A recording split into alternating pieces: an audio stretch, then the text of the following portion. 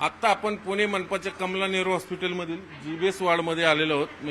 आपल्याला माहिती आहे पुण्यात एकदम जीबीएसचा आउटब्रेक झालेला आहे आणि पेशंटची संख्या 101 वर गेलेली. त्याचा जो खर्च आहे पेशंटचा तो गोरगरीब रुग्णांना परवडत नाही. अक्षरशः रोज हजारोने बिलं येतात, लाखांमध्ये ते बिलं. आपणच ती बातमी दाखवल्यानंतर प्रशासन खडबडून जागा झाले आणि पालिकेने याच कमला नेहरू हॉस्पिटलमध्ये स्पेशल वॉर्ड तयार केलेला आहे.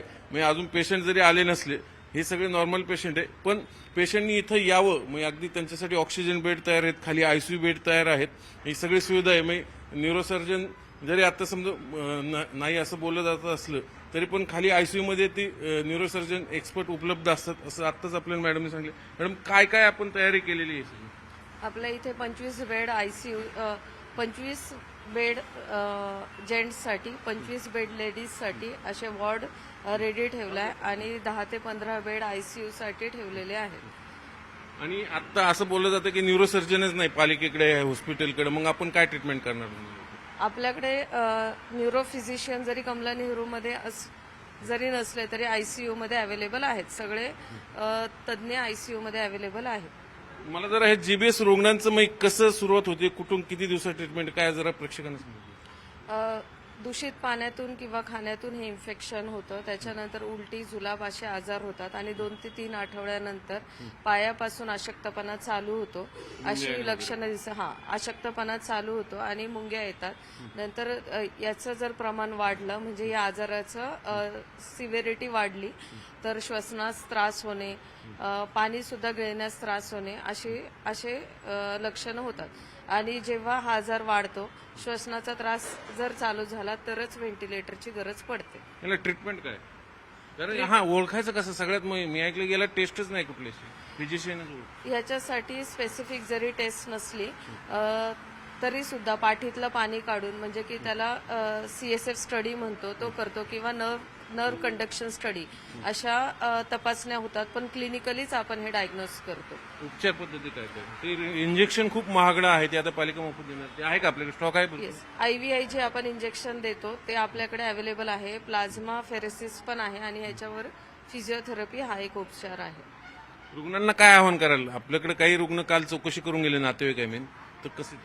कोणाला अशक्तपणा आला असेल किंवा पायात मुंग्या, हातापायात मुंग्या येत असतील तर आपण महापालिकेच्या दवाखान्यात यावं आणि ट्रीटमेंट घ्यावी. इथे लगेच ऍडमिशन मिळेल? ऍडमिशन मिळेल. आणि इतर लोकांनाही मी आवाहन करेल की स्वच्छता राखा, दूषित पाण्यापासून आपल्याला बचाव ठेवा, की आपण स्वच्छ पाणी पिलं पाहिजे आणि जेवणाआधी हात स्वच्छ धुतले पाहिजे. असं खरं तर मॅडम, हा जो जीबीएस रोग आहे हा दुर्मिळ आहे, संसर्गजन्य रोग नाहीये.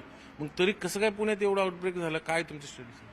दूषित पाण्यामधून कॅम्फिलोबॅक्टर जेजुने नावाचा बॅक्टेरिया असतो, त्याच्यातून इन्फेक्शन हे होतं. जरी रेअर असलं तरी हे ऑटो इम्युन डिसऑर्डर आहे. त्याच्यामुळे हे आजार जास्त वाढतो, की स्वतःचेच बॉडी आपल्याला स्वतःलाच त्रास देते, की मांसपेशी वीक होणं असं दिसतं. याला ऑटो इम्युन. फिटर रेट किती, काय आणखीन आपलं रुग्णाचं बरं होण्याचा कालावधी किती? बरं व्हायला 1 ते 1 वर्षापर्यंत हळूहळू होतो. जसं की पॅरालिसिस झाल्यावर फिजिओथेरपी वगैरे आपण ते केल्यावर हळूहळू शरीरामध्ये ताकद येते. असं हळूहळू ओव्हर द टाइम हा आजार बरा होतो. हाच मुद्दा आहे. रुग्णांना जरी समजा जीबीएस झाल्याचा डायग्नोसिस झालं तर घाबरून जाऊ नका. या पालिकेच्या हॉस्पिटलमध्ये या.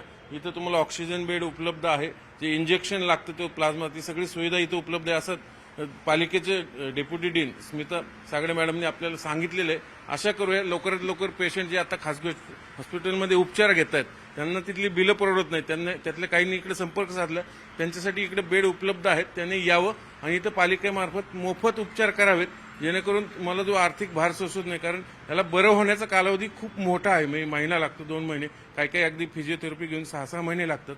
म्हणून या सिंड्रोममधनं बाहेर पडायचं असेल तर पहिल्यांदा मानसिक तयारी करा आणि पालिकेमार्फत मोफत उपचार घ्या. व्हिडिओ जर्नलिस्ट गणेश कदमसह चंद्रांत फुंदे, न्यूज 18 लोकमत, पुणे.